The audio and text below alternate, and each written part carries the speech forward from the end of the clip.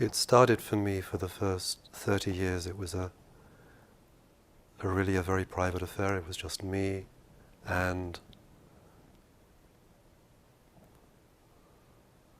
Parmenides, Empedocles, two ancient Greeks who hardly anybody even knows about. And they were alive for me, but they died 2,500 years ago. And they became my teachers. And they would take me through life events. They would put me through all sorts of experiences, most of which it would take me years and years to start to understand. But it was, to begin with, it was always something personal, because I couldn't even start to describe the impact, the significance of this people to anybody else. I tried. I went to Cambridge University.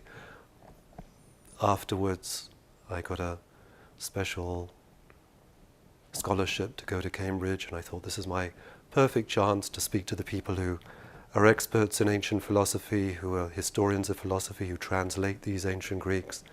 And they didn't want to know, because basically what I discovered was these people from 2,500 years ago, who only a few specialists know about and consider rational, intellectual thinkers, that they were very, very great spiritual beings with a quality of power of presence that's actually still alive. And how can you describe that to most people? You can't. And so it was really just for 30 years, it was an internal process of them working on me, working on me, working on me. I left my studies altogether. I left academia. I'd work in hardware stores. I'd work in restaurants, mopping up, doing all sorts of things. And I think one of the very important things for me was, I believe it was in the late 1980s, and again it was an accident. Maybe you know the bookstore in North London, Compendium. Did you ever go there? With my dad, yeah. Yeah, I don't know if it still exists, probably it doesn't. And I went in there one day, and literally a book just fell on me, one of those situations. You walk into a bookstore and somehow, a book falls off the shelf.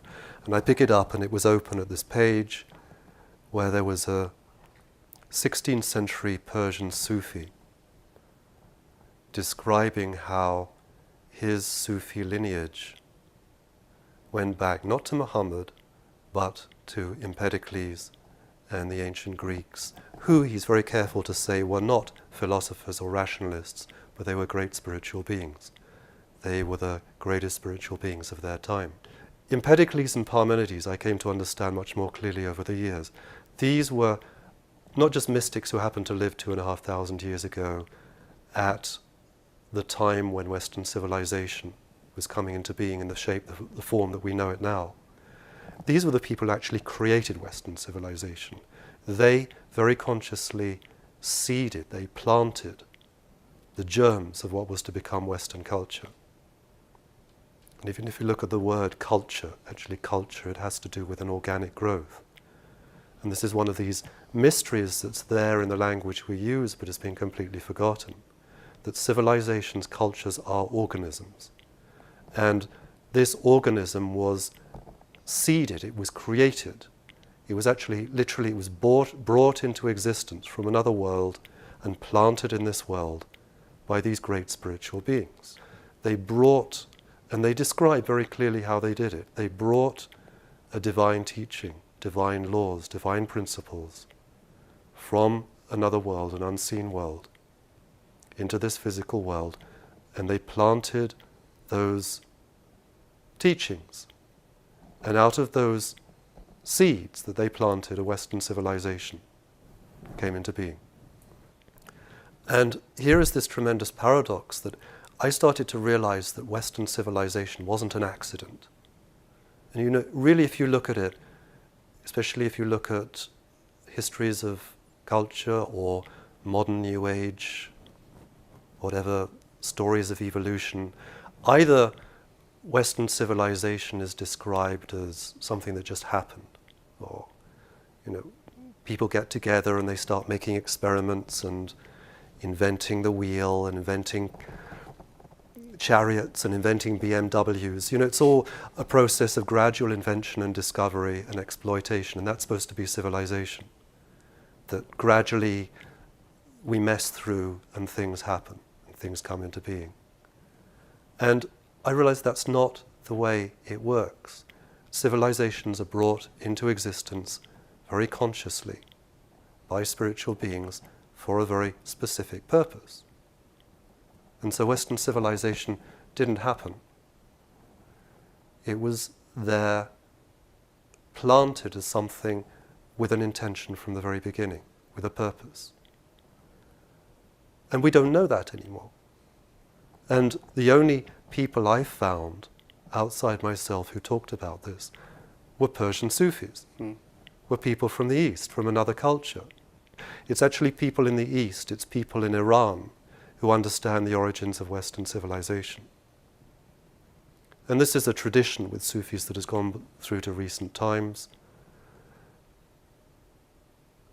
It's been forgotten in the West and it's preserved in the East. Why is that? From the East to the West, back to the East to the West, there's always this movement, this natural tide, this movement in and out. And again, it's a natural process. I'm talking about organisms, plants, seeds, tides. It's all natural. And I feel that this natural, very, very, very deep process that we're all a part of, it's not really understood anymore. It's like somehow what happened is that we've gone so much to sleep in the West, whether it's North America or Europe, we've just fallen into this quite unconscious belief about what we are and where we come from and where we're going, and that actually sends us collectively to sleep. Because somehow we are on a course in the West now, a course of forgetfulness, a course of not understanding our sacred origins. It's wonderful we can romanticize about the sacred origins of Tibetan Buddhism and South American shamanic traditions and anything, as long as it's not our own origins. And that's a part of this tremendous misunderstanding, this tremendous resistance. And this is one of the paradoxes I find with this, if you like, this ideal of oneness, bringing together different traditions. We bring together every single tradition except our own, because we don't know that there's a sacred tradition at the origins of Western civilization. We don't know that there's a sacred tradition that gave rise to logic and biology and chemistry and weaponry, engineering, design of weapons and all of this. Everything was designed with a sacred purpose. Even battles 2,500 years ago were fought with an awareness of another world. And we just don't understand. There's so much that's been lost. It's unbelievable. And we live so much in a kind of... When we discover in the West our own sacred tradition, this sacred tradition I've been talking about that lies at the origins of Western civilization, of Western science, of Western thinking, once we have a firm grounding, footing in our own Western sacred tradition, then we can relate to other sacred traditions. And that's what other sacred traditions, practitioners of other sacred traditions, whether it's indigenous shamans or elders or Tibetan Buddhists, that's what they want from us. It's fine for them to discuss their sacred traditions with us, but that's not really connection, that's not really oneness. It's talking about oneness, but to me the real oneness comes when the different traditions come together experientially. And if we can come together with other cultures and traditions from our own sacred tradition, then it seems to me there can be a real experience of oneness that goes beyond the discussion, the debate, the good intentions. And there's a tremendous transformative power in that. Tremendous power. And a tremendous sense of mutual recognition. And so it's fine what's going on in terms of coming together and bringing different traditions together and this idea of a new global oneness, global harmony. But to me it's very important actually to be able to say, well, but that's been there since the beginning. And we here are looking towards bringing a greater reality, a sense of oneness into these tatters of Western civilization.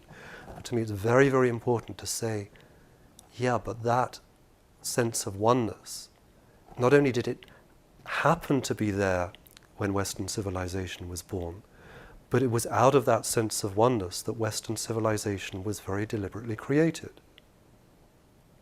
So that may sound a little bit abstract, but just to give an example, one of the foundation stones of Western civilization, Western science, is the discipline of logic. Right? There's nothing really more, if you like, materialistic that you can get than the rules of logic, the hard rules of logic that, I remember at college being forced to learn all these things they put up on a blackboard, these terrible symbols and squiggles and however you're going to do it, and it's just so counterintuitive. It's like it can be so harsh, this mental, almost this butchery of the mind. You just have to try and discipline yourself to learn the rules of logic, and that is how we try and live in so many respects, logically, not intuitively, but logically. And what we don't know is that this man, Parmenides, 2,500 years ago, living in southern Italy, he brought the laws of logic into existence. And there's no question about that. Everybody admits that he was the father of Western logic. But what they don't see anymore is that he brought these rules of logic from another world. He was given all this teaching about logic by a goddess. And what is logic? Now we look at the laws of logic, the principles. Parmenides didn't really care about, because he used logic. This was the first ever use of logic in the West. He used logic to prove oneness. And it was like he was saying, here is logic, this divine gift, and this is a gift that's meant to take us back to a realization, to an understanding of deep, deep oneness. Oneness with everything. And oneness that isn't just oneness on some rarefied spiritual level where we can leave this world of different colors and different people and different countries and arguments and problems behind and then come to this rarefied spiritual space, this inner place of oneness. But he used logic to demonstrate that oneness includes everything. It includes the senses. And this is another very, very strange aspect of this tradition, that these people had teachings about the senses. They were very, very grounded. They didn't say just leave the world of the senses behind, try and find oneness in another world, try and find reality somewhere else.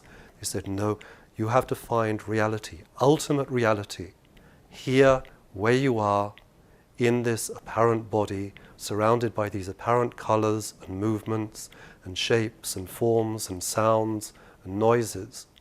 And they gave the techniques, they gave the methods for using our senses to find oneness all around us. Because Empedocles and Parmenides, they were very, very upfront, as most great mystics are, and they say, at the beginning of their teachings, they say, everybody's living a totally wasted life. Everybody's life is a sham. Everybody is living in a dream. We can think we're driving down the road. We can think we're shopping. We can think we're in a business meeting. We are asleep. We're never actually using our senses. Sometimes there can be the brief moment when we look out at a tree or we're driving down the road, and just for a brief moment we can say, good Lord, I'm holding a steering wheel. I have my foot on the gas pedal. Or, good Lord, I'm looking at a tree. Usually we're just looking at a tree and thinking about something else. Or we're driving down the road and thinking about the argument we just had with our partner. It's very, very rare that we simply look and are aware that we are looking. And that involves being aware of what we're looking at and being aware of ourselves looking at the same time. So right now, I can be aware that I'm moving my hand and that I'm talking and that you there are in front of me. But it's actually not a very, very common state at all to be aware like that. And Empedocles gave very, very specific directions for how to start to become conscious through your senses. How to look and be aware that you're looking. How to feel your tongue inside your mouth and be aware of it. Not just rub your tongue on the top of your mouth, but actually be aware that it's happening. And how to do this with all of the senses at the same time. And this last stage about how to do it with all the senses at the same time, this is very, very powerful. It's very, very esoteric. It is an extraordinarily elegant way of realizing God. Not by leaving the senses behind, but by consciously using all of your senses at the same time. If you do that, if you actually do that, you start to become aware. There is your sense of sight, there is your sense of hearing, there is the sense of feeling where you feel your backside on the chair, or you feel your shoes on the floor. The hearing, the seeing, the feeling, the tasting, the touching. And it's difficult enough even to do one of those consciously, but if you do them all consciously, you become aware of this infinite blackness between them. There is a void that connects the seeing to the hearing, to the tasting, to the touching.